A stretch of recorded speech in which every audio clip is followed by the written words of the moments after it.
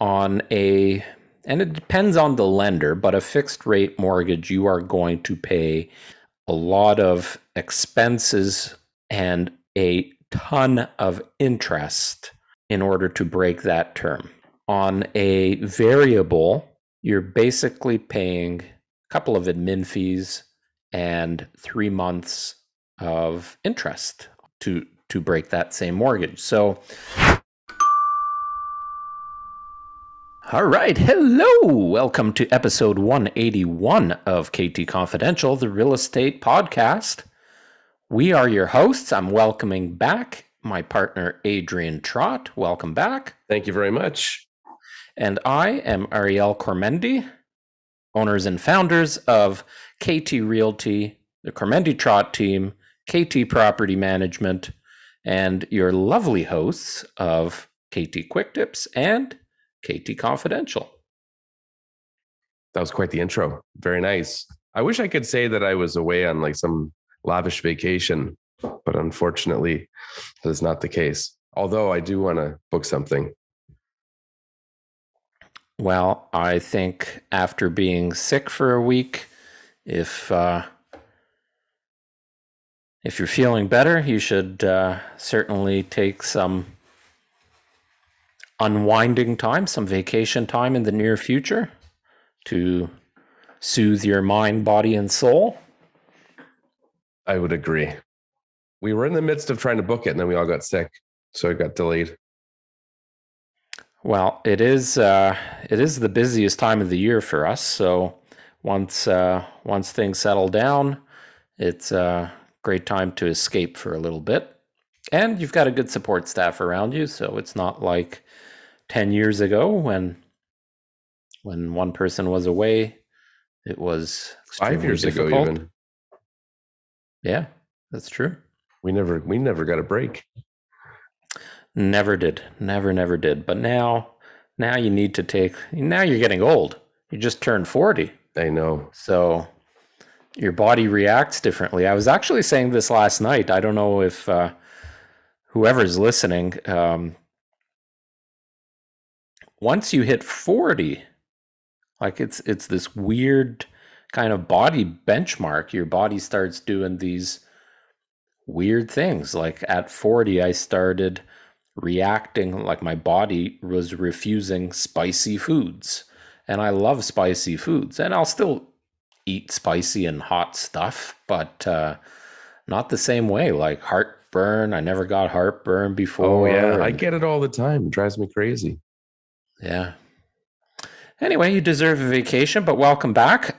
Today's episode, again, episode 181, we are talking about fixed rate or variable rate because mortgages are a hot topic right now. The Bank of Canada increased their key lending rate, now is 1%. So they just raised it 0.5%, which it doubled it. That hasn't happened. Yeah. We haven't done that increase in, I think it was 20 years. Yeah. And it's kind of wreaking havoc on the finance and overall affordability, like the finance markets and affordability for homes and mortgages and lending in general.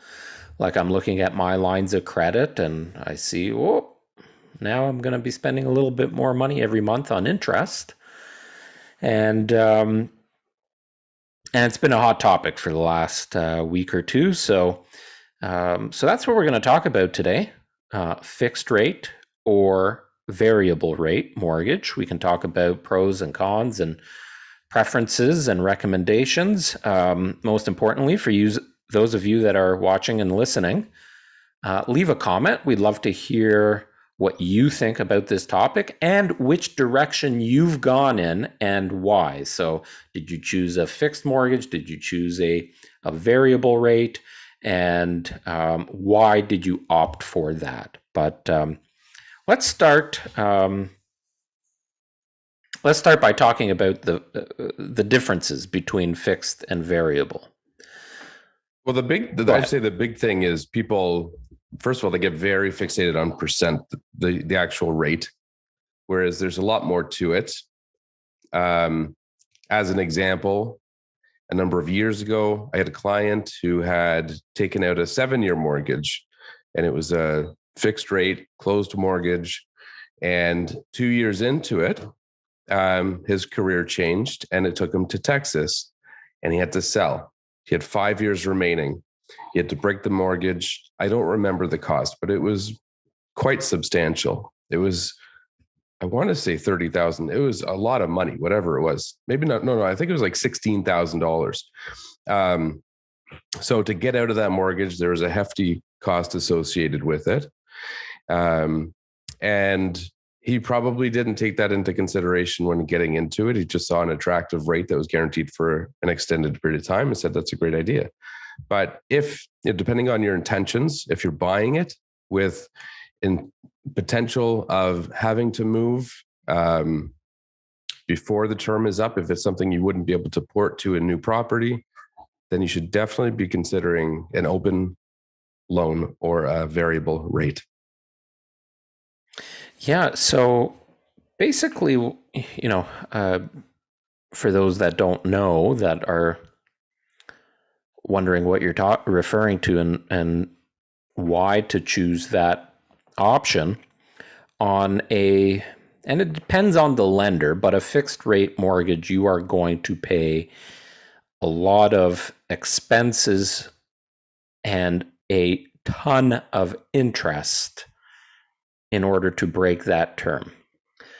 On a variable, you're basically paying a couple of admin fees and 3 months of interest on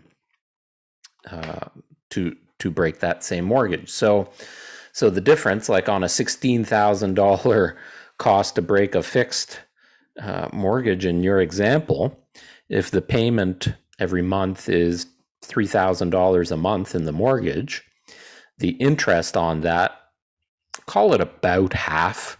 It's a little bit higher in the onset of the mortgage, and then it decreases as the term reduces. But you're talking $1,500 a month, so $4,500 plus some admin fees. So call it $5,000.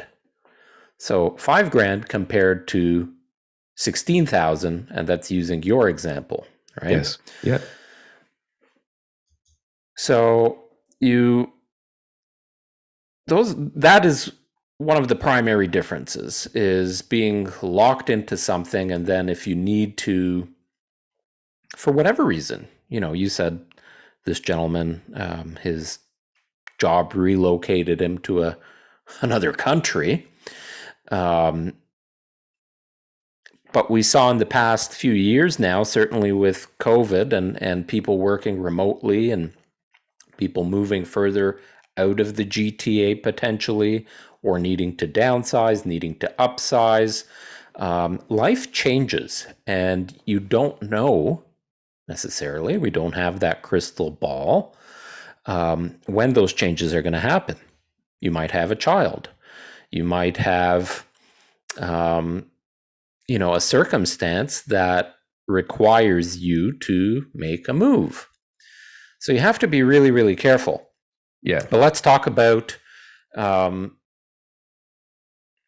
why somebody might choose a fixed rate. Well, historically, I think variable has been the attractive option in the long run. It seems to work out a lot. But right now, so just before we jumped on here, I looked at what are some of the rates, and the spread between variable and fixed is not overly attractive. Whereas before, you were able to get prime minus 3/4 or prime minus 1% at times.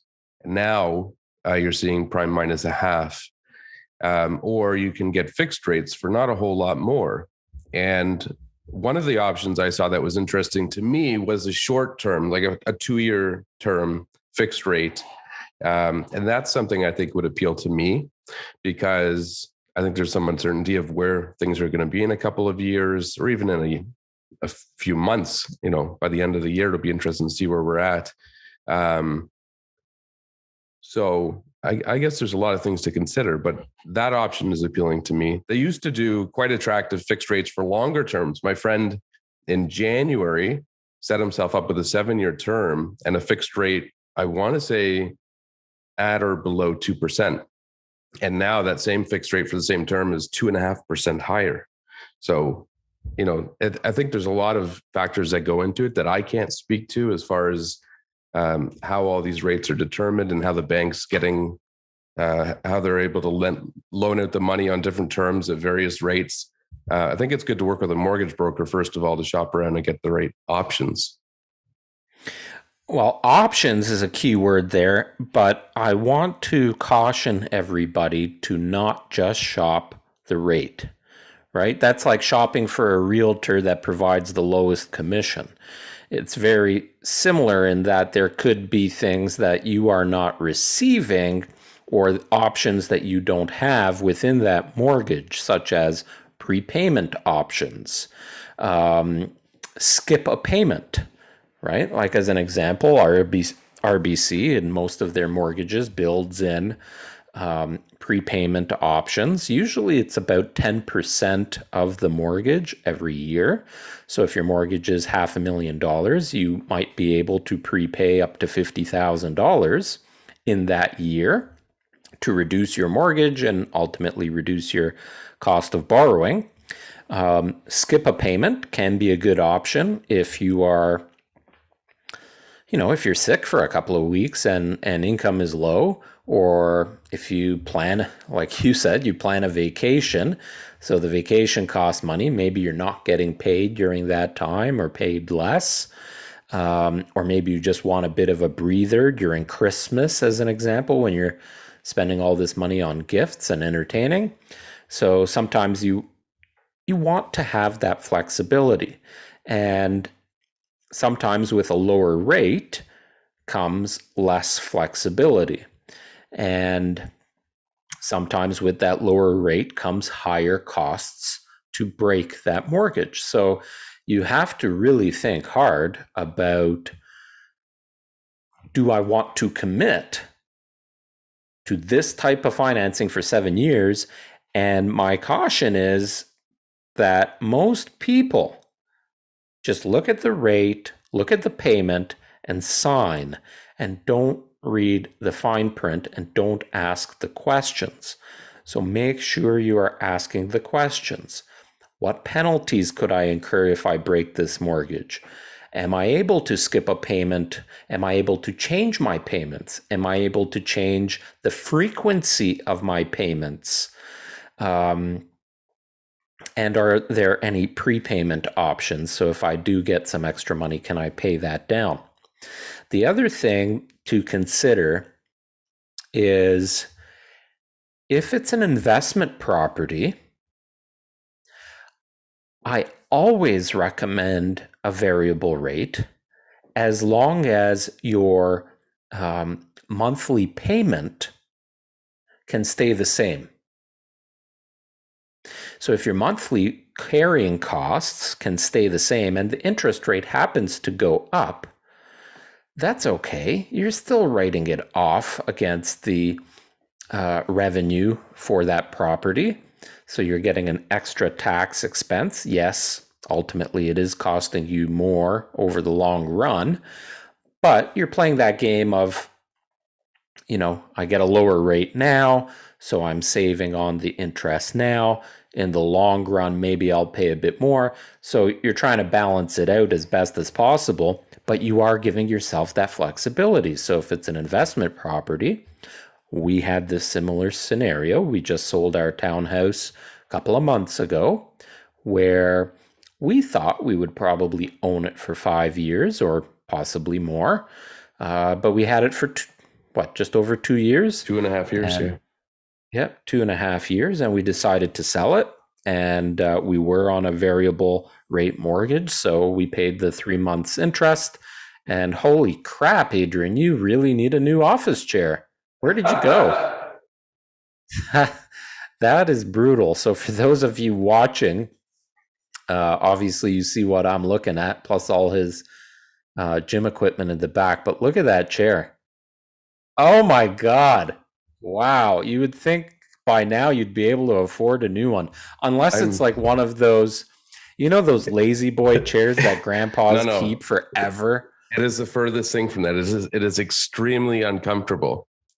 So it's uncomfortable and it's complete garbage. I just and the height adjustment doesn't work. I mean, I've gotten every penny out of this that I possibly can, and it will be replaced in the not too distant future. Well, one of our clients works for a business interior company that I know I've act, spoken with her. yeah. So bite the bullet and get yourself a nice chair.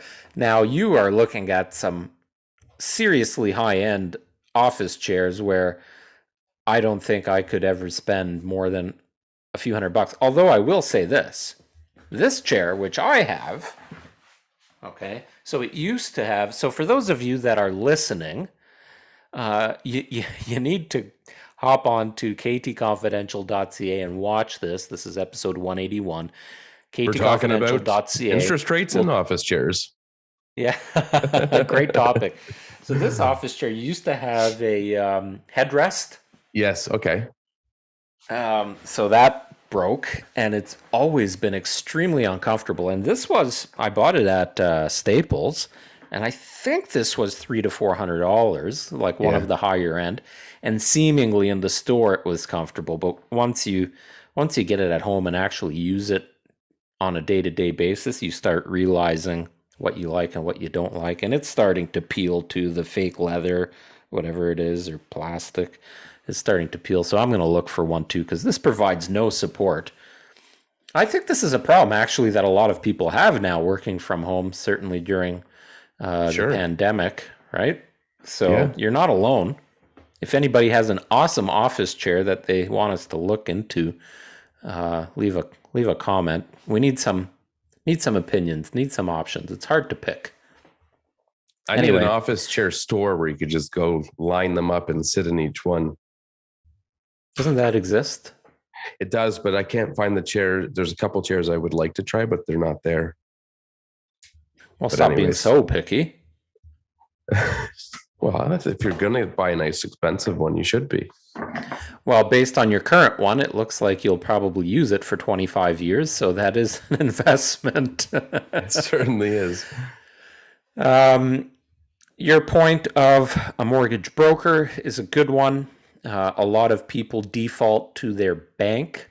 So if you bank with RBC, you basically, next time you're going into the bank, you'll say, hey, I need to get a quote on a mortgage. You'll sit down with one of their mortgage specialists and they'll offer you something.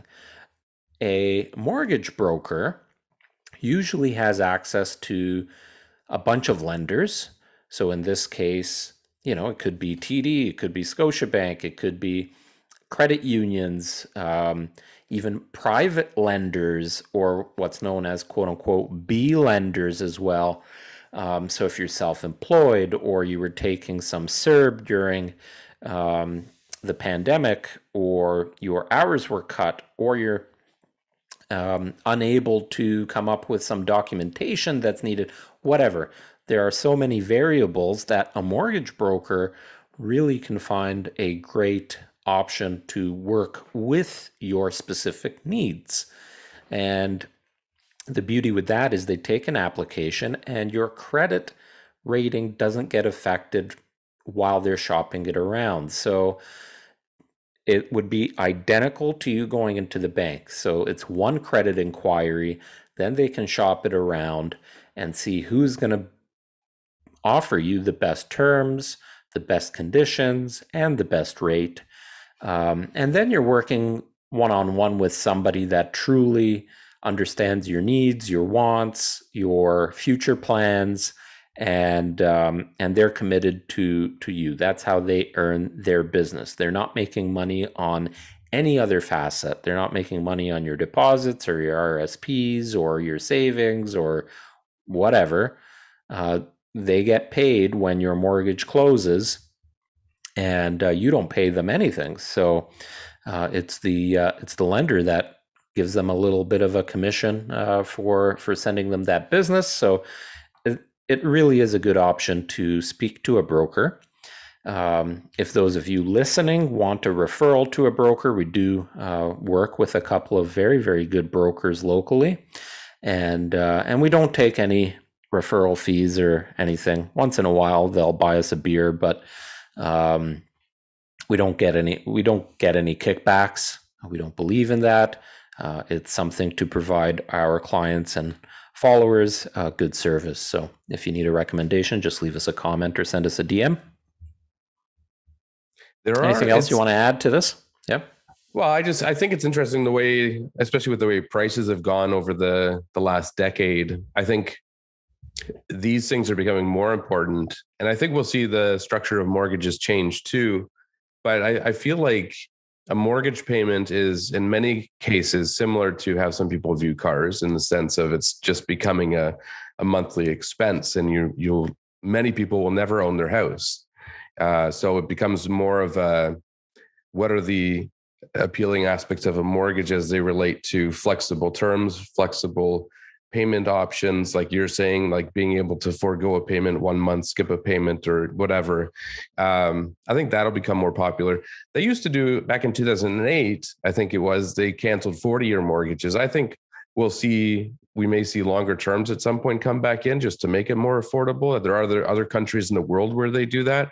And I think one thing they do, I think they do it in the States, is they guarantee rates for the entire length of the amortization, which there it isn't an amortization always, it's a term. So you can get a 30-year term with a fixed rate.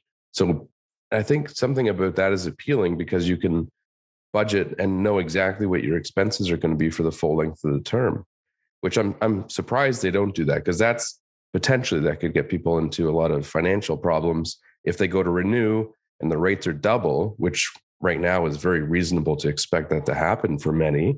Right. Yeah. It may not be feasible. Yeah, I mean, that's a good point. I mean, the whole budgeting aspect of it, I mean, we like to think that if you're on a 5-year, whether it's a variable or a fixed, if you're on a 5-year term, the home itself is going to be worth more in 5 years. So you are building equity in. But again, that goes back to the key of being able to adjust payments. So as an example, when things are going good, you might want to increase your payments. But then when you need a little bit more cash in your pocket, you want to be able to potentially bring that back to what it started at. So that kind of flexibility is really important. I agree. I think the whole budgeting aspect, short-term, long-term, residential, commercial, primary residence, investment, whatever, it's really important to know what my out-of-pocket monthly expenses are going to be. Yeah. And if you don't know, I'll be going through that later this year. Our mortgage on the cottage, because now we own it for 5 years, it's expiring in a few months. And I was on a fixed rate. Shame on me, because I should have taken a variable on it. It would have cost me less. I actually don't know why we went the fixed rate option. I think it was budgeting, to be honest. We just had the kids. It was a big undertaking. And I just wanted to make sure it was being paid down every month, same payment, same interest, blah, blah, blah. But now it's coming due in a couple of months, and we'll see how that goes, because interest rates are going to continue increasing. And that'll be on both sides of the equation, fixed or variable. Right. Another thing we'll see, I imagine, as real estate agents, we should be aware of it too, is, and even more so now than ever before, is if we have people selling and leaving, not needing that mortgage anymore, the rates that they have on those mortgages may be more appealing, far more appealing than what's currently available. So we haven't heard of it much in our time because rates were historically low and over the course of the last 10 years, they were pretty consistently declining. But now with the increases, there may be some mortgages that homeowners can transfer over to a new buyer that would add value to the sale. Yeah, some lenders will allow that. Some won't. Again, read the fine print, ask the right questions. I do see that as an option. You might even start seeing what's known as a vendor takeback